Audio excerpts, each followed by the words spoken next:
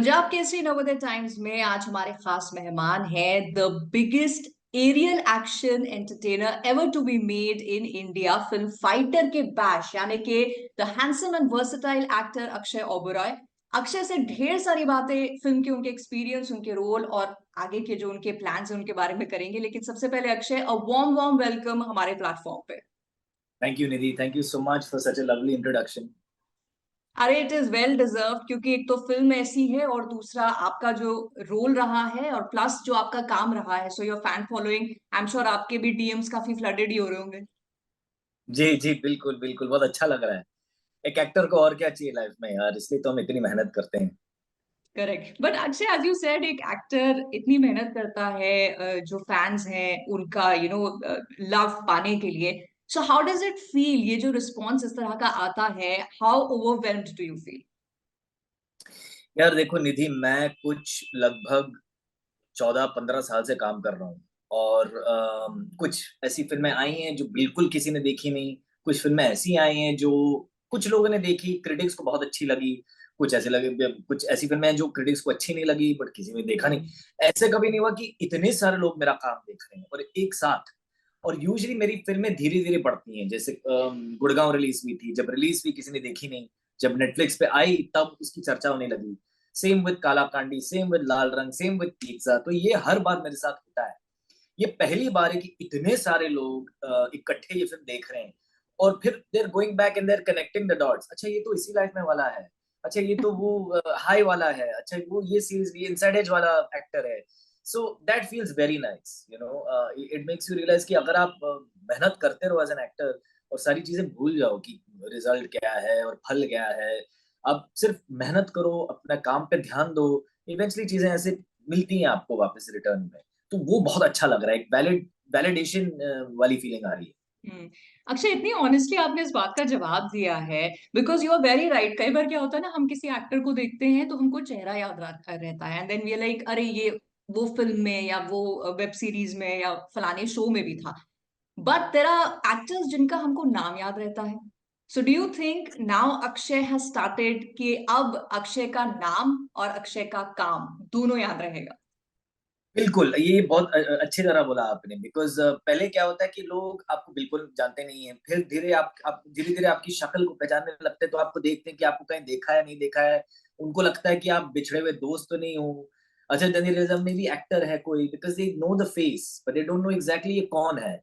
तो अब मुझे लगता है फाइनली एक नया पहलू कह सकते हो मेरे करियर का शुरू हो रहा है, जहां पर लोग नाम से पुकार रहे हैं मुझे कि आपका नाम अक्षय ओबेरॉय है ना।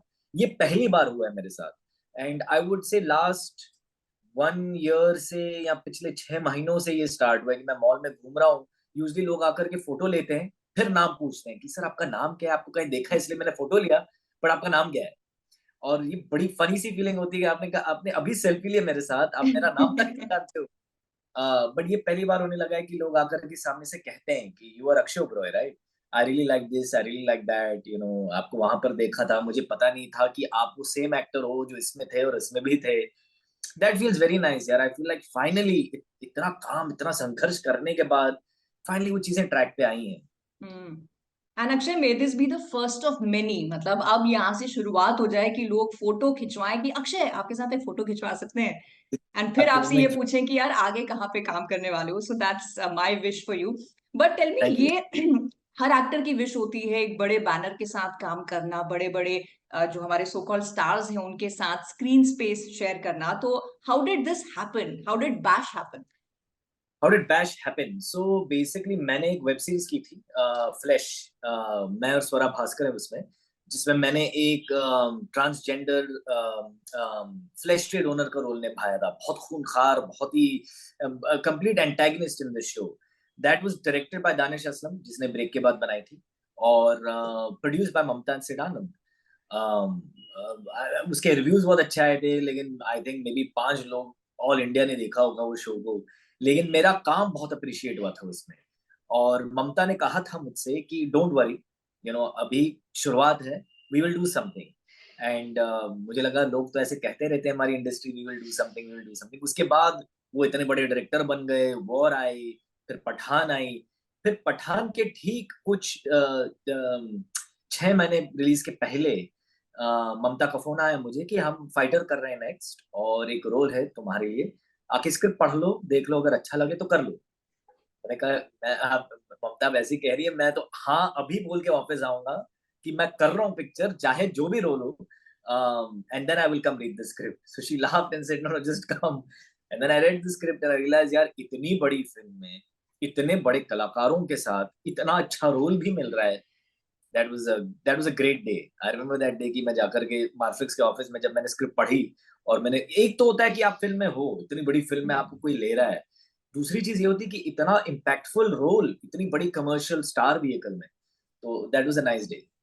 राइट, बट ये जस्ट एनी अदर रोल नहीं है। यहाँ आप एक फाइटर पायलट का रोल प्ले कर रहे हैं, जिनके लिविंग एग्जांपल्स हैं, रेफरेंसेस ड्रॉ करना फॉर ऑडियंस कि अरे ये इसने ठीक नहीं किया, अरे ये मैनरिज्म ठीक नहीं है, अरे ऐसे थोड़ी चलते हैं, बड़ा ही आसान है, तो हम भी बैठे बैठे घर में क्रिटिक्स बन जाते हैं। सो बिल्कुल रोल प्रेप जो थी इसकी कैसी रही, कितनी चैलेंजिंग रही?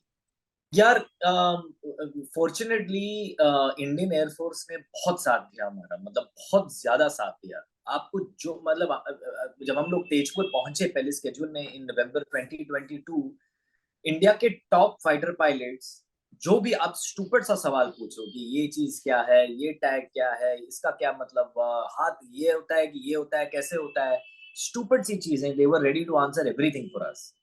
And we had people watching how we are walking, किस तरह से हम लोग खड़े हैं। बिकॉज सिड का यही मानना था कि देखो हम लोग कमर्शियल पिक्चर बना रहे हैं, एक लार्ज ऑडियंस के लिए बना रहे हैं, लेकिन कोई ये, किसी को ये नहीं लगना चाहिए कि हमने इनऑथेंटिक पिक्चर बनाई है। All the things should be very authentic and real. So for such a commercial filmmaker, उसने इतनी डिटेलिंग पे ध्यान दी है, and I give a lot of credit to the Indian Air Force for helping यार।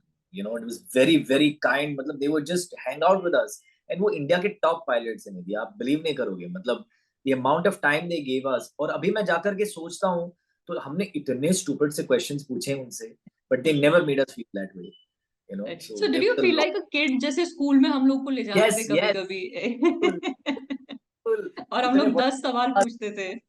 मतलब वो भी, और फिर इतना बड़ा फाइटर जेट, और फिर इतना बड़ा टारमैक, और इतने कूल, मतलब Indian Air Force looks very cool, when they walk they shed, they are all wearing Ray Bans, they walk so well, they talk so well, they're humorous, they are also expose, मतलब वो इतने intelligent लोग हैं।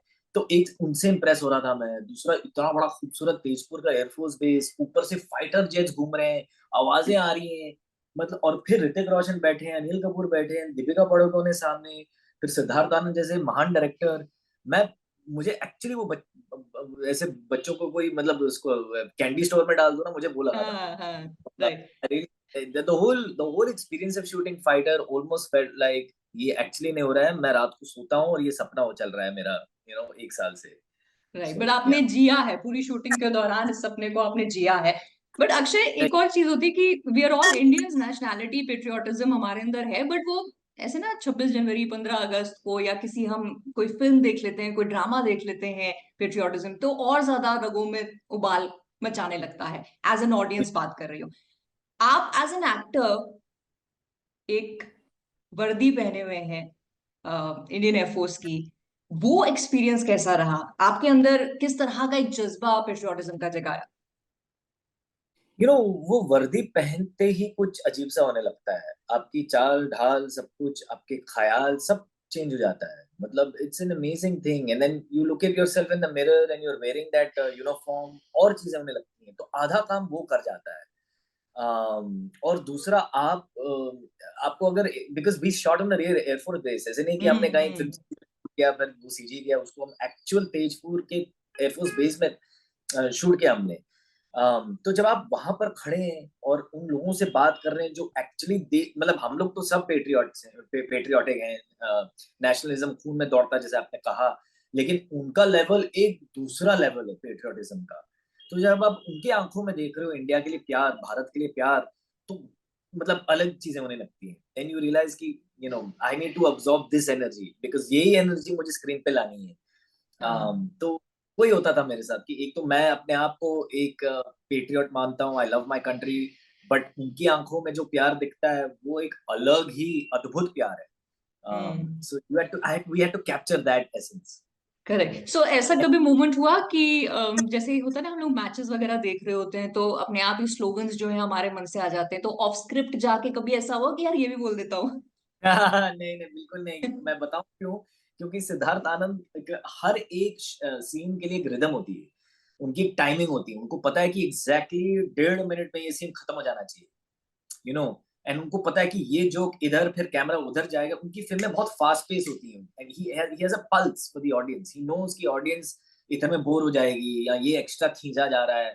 तो on the dialogues he is very specific. आप rehearsal के दौरान अगर आपको कुछ लगता है, कुछ चेंज करना है, कुछ ऐड करना है, he is open, hmm. Because he is a very easy director to work with. He is very open and collaborative. But at the end of the day अगर आप एक्स्ट्रा कुछ डालने की सोच रहे हो, आपको दोबारा सोचना पड़ेगा, क्योंकि सिद्धार्थ आनंद जो वो काट देंगे उसको। तो we never went there, never go there with him, because he is such a master of his craft, you know. Actually आपने फाइटर देखी है क्या निधि? अभी नहीं देखी अनफॉर्चुनेटली। वो क्योंकि उनकी सबसे बेहतरीन फिल्म ये है। और एक मास्टरी होती है ना, it's like it's a craft. तो जितना मैं एक्टिंग करूंगा उतना बेहतर एक्टर मैं बनूंगा। वो इतनी मासी फिल्में बना रहे हैं, and this is probably I think his 12th film और समथिंग। यू कैन टेल कि यार ये मास्टरी है क्राफ्ट की है। आपको फिल्म अच्छी लगी नहीं लगी वो चीज तो आप नहीं कह सकते हो। आप ये चीज हम्म। इग्नोर नहीं, उनकी क्राफ्ट है, unbelievable craft, and specially in this movie. तो वो हम कभी इम्प्रोवाइज नहीं करते थे, पहले उनको बता करके ही कि यार आप इसका एक इधर को उधर कर सकता हूँ, एंड यूड से हाँ हाँ ठीक है कर ले, you know. Okay. But the film has been a visual treat, जैसे मैंने प्रोमोज में देखा है या जितना भी टीजर है, and जितने लोग फिल्म देख के अपने रिव्यूज दे रहे हैं, दो चीजें कॉमनली सामने आ रही हैं। ए ऑफ कोर्स जो विजुअल ट्रीटमेंट दिया गया है टू ऑल जो भी एक्शन सीक्वेंसेस हैं आपके, ए।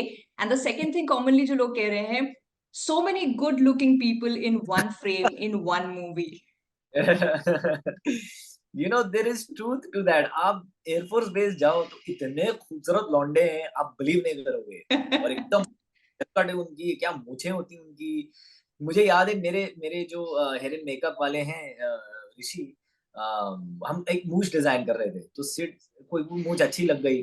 पर हम जब तेजपुर पहुंचे और इतने खूबसूरत मतलब नौजवान, लाइक ब्यूटीफुल एयरफोर्स पायलट्स को देख रहे हैं, उनकी मूछ को देख रहे हैं, सडनली हमने मेरी मूछ पे भी काम करने शुरू कर दिया था हमने, क्योंकि उनकी इतनी शार्प मूछें होती हैं। They are very good looking. So it is actually representing the Air Force. They're very good looking men and women. Correct, correct. But ऐसा कोई मेमोरेबल मोमेंट ऑब्वियसली जो हमने फिल्म में नहीं देखा, जैसे बीटीएस होते हैं, कुछ ऐसा है जो आपको याद आ रहा है that you could share with us? वैसे तो पूरी फिल्म, पर आई थिंक